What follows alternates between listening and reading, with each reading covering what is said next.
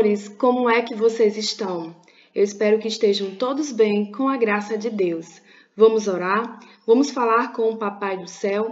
Vamos agradecer e depois vamos realizar os nossos pedidos. Senhor bom Deus, obrigada por esse dia maravilhoso. Obrigada, Senhor, pela minha família. Senhor, obrigada pela minha escola e pelos meus amigos. Mas eu te peço, Senhor, porque em Ti eu acredito e eu confio, Senhor. Senhor, nos envie uma bênção de paz, de amor, de saúde, Senhor, e que esse dia, na Tua graça e no Teu divino amor, termine bem. Amém? Vamos abrir o nosso livro na página 132 e 133, matéria de História, capítulo 2. A pecuária e a ocupação do interior, com seu ambiente organizado, estojo, fones de ouvido e o nosso livro. Vamos dar início à leitura. Todo mundo juntinho, pega aí o seu lápis ou o marcador de texto. Pegue o seu lápis ou o marcador de texto para marcar as informações mais importantes. Vamos ler todos juntos? A ocupação das terras do Brasil durante o período colonial começou pelo litoral e mais tarde foi se expandindo para o interior, com a atividade dos bandeirantes e dos tropeiros e dos vaqueiros. Foi falado sobre os bandeirantes, tropeiros e vaqueiros no livro 2, matéria de História. Os bandeirantes saíram do litoral rumo ao interior do Brasil à procura de pedras preciosas e ouro. Em seus pontos de paradas foram fundadas vilas, povoados e cidades. Os tropeiros eram vendedores que iam até os pontos de mineração e vendiam de tudo um pouco. Nos locais de seus acampamentos foram se formando vilas, povoados e cidades. Os vaqueiros tiveram que se deslocar com o gado do litoral para o interior à procura de pastos. Em seus percursos também foram criadas vilas, povoados e cidades. Então, essa foi a colaboração desses três grupos: bandeirantes, tropeiros e vaqueiros. Eles colaboraram bastante para a exploração e a expansão do território brasileiro. Vamos continuar a leitura? A atividade pecuária foi muito importante para o Brasil no período colonial. Falamos da pecuária no livro 2, matéria de Geografia. A pecuária é a atividade econômica de criação de... Isso, muito bem, de criação de animais.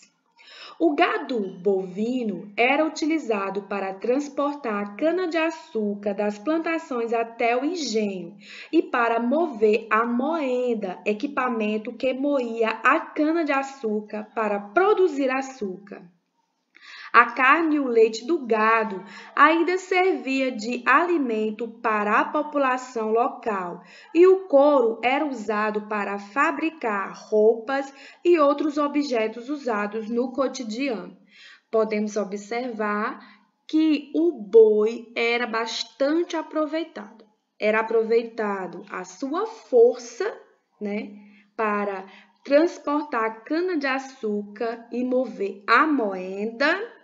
Era aproveitada a sua carne e o leite para alimentação e o couro para a produção de utensílios. Vou ler novamente porque essa informação vai ajudar vocês a responder as questões da página 133. Vamos lá?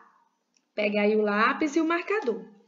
A atividade pecuária foi muito importante para o Brasil no período colonial. O gado bovino era utilizado para transportar a cana-de-açúcar das plantações até o engenho e para mover a moenda, equipamento que moía a cana-de-açúcar para produzir açúcar.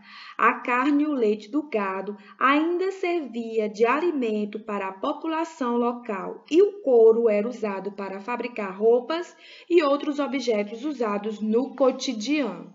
Você marcou esse parágrafo? Muito bem, vamos passar para o próximo. Em 1701, o governo português criou uma lei proibindo a criação de gado perto do litoral para evitar que os bois entrassem nas plantações de cana-de-açúcar para se alimentar e as destruíssem. Com isso, os rebanhos começaram a ser criados nas terras do interior, onde havia oferta de água e campos para pastagem para alimentar o gado. A atividade dos vaqueiros favoreceu, portanto, a ocupação das terras do Brasil. Podemos observar que não foi só um motivo que levou os vaqueiros para o interior do Brasil. Eles não só procuravam pelo pasto para alimentar o gado, mas também por conta desse decreto, por conta dessa proibição, porque o gado ele estava destruindo as plantações de cana-de-açúcar. Por isso que deslocaram, o gado para o interior do Brasil. Vou ler novamente, porque vocês vão ter que marcar essa informação. Em 1701, o governo português criou uma lei proibindo a criação de gado perto do litoral para evitar que os bois entrassem nas plantações de cana-de-açúcar para se alimentar e as destruíssem. Com isso, os rebanhos começaram a ser criados nas terras do interior, onde havia oferta de água e campo para pastagem para alimentar o gado. A atividade dos vaqueiros favoreceu, portanto, a ocupação das terras do interior. Então, podemos perceber que foram dois motivos que levaram os vaqueiros para deslocar o gado para o interior do Brasil: a procura de alimentação e o decreto de 1701. Aqui nós temos a imagem do Rio São Francisco, que ficou conhecido como Rio dos Currais devido à criação de gado à sua margem. A orientação da questão 1 e 2 da página 133 já foi repassada. Vocês podem estar buscando aqui nos textos da página 132, tá certo? Agora vamos para a página 134. A ocupação de terras indígenas e resistência. Vamos ler todos juntos? Vamos lá? Pegue o seu lápis ou marcador de texto.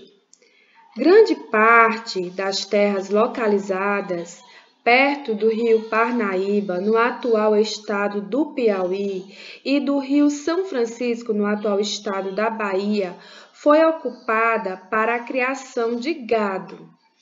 No entanto, antes da chegada dos colonizadores portugueses, viviam grupos indígenas. Marquem aí.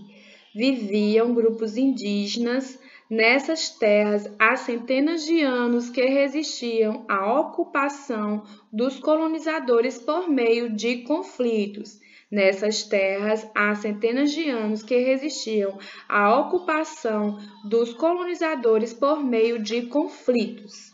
Marcaram essa informação? Ela vai ajudar vocês na questão 3 da página 135. Antes da chegada dos portugueses aqui no Brasil, os indígenas já habitavam estas terras. E como donos das terras, eles não aceitavam as invasões dos colonos e acabavam resistindo por meio de conflitos. Como eram esses conflitos? Eram ataques às vilas e fazendas que resultavam na destruição dos patrimônios dos colonos, assim como também a morte de colonos indígenas. Era assim que os indígenas resistiam às invasões dos colonos às suas terras. Por meio desses conflitos que eles resistiam, que eram feitos ataques às vilas e às fazendas que resultavam na destruição dos patrimônios dos colonos, assim como também na morte de muitos colonos indígenas. Os indígenas Cariri, por exemplo, se organizaram para resistir à tomada de suas terras pelos portugueses, dando origem à chamada Confederação dos Cariri. A Confederação dos Indígenas foi um movimento de resistência de indígenas Cariri e Tarairiú à ocupação de suas terras pelos colonizadores. O movimento ocorreu na região nordeste do Brasil, principalmente nos estados do Rio Grande do Norte, do Ceará e da Paraíba, e durou 30 anos, de 1683 a 1713. A Confederação dos Cariris foi um movimento de resistência de indígenas Cariri e Tarairiú à ocupação de suas terras pelos colonizadores. O movimento ocorreu na região nordeste do Brasil, principalmente nos estados do Rio Grande do Norte, do Ceará e da Paraíba, e durou 30 anos, de 1683 a 1713. Em 1713, após anos de conflito e forte resistência indígena, o governo português promoveu uma expedição guerreira que exterminou a maioria dos indígenas e pôs fim ao conflito. Com a derrota e o avanço das fazendas de gado, os indígenas que sobreviveram foram escravizados e alguns conseguiram fugir. Com a derrota e o avanço das fazendas de gado, os indígenas que sobreviveram foram escravizados e alguns conseguiram fugir. Agora, pense junto comigo. Você ia gostar se alguém expulsasse você da sua casa? Você iria gostar que alguém lhe expulsasse do seu lar? Você achou justo a forma como os indígenas foram tratados na sua própria terra? Você achou justo como os indígenas foram tratados na sua própria terra?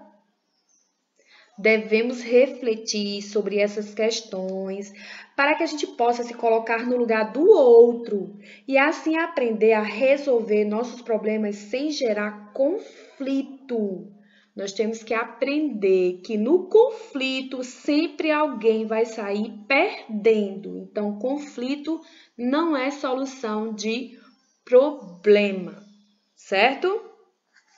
Agora vamos apreciar aqui essa pintura Óleo sobre Tela de Alberto, que está mostrando aqui a dança indígena.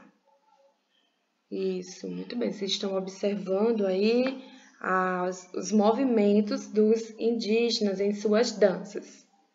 As orientações da página 135 já foram repassadas mediante a explicação da página 134.